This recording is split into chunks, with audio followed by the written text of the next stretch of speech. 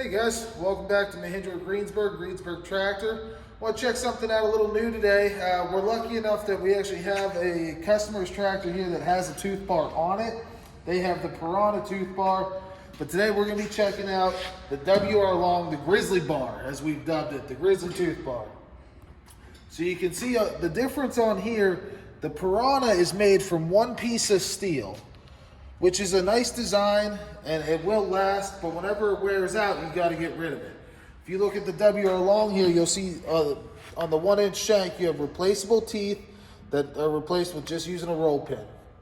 So it makes it nice and easy.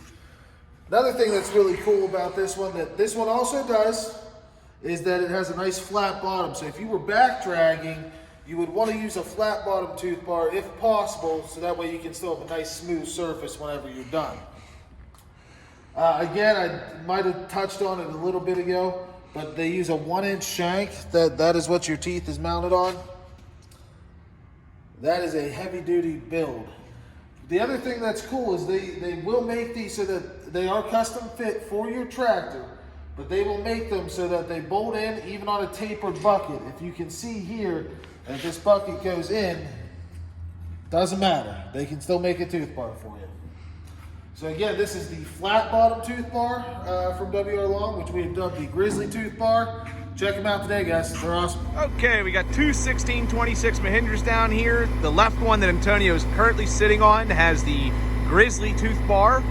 The one on our right has no tooth bar at all. We're just gonna do a demonstration digging into this hill to show you the difference between the tooth bar and without. Come on in.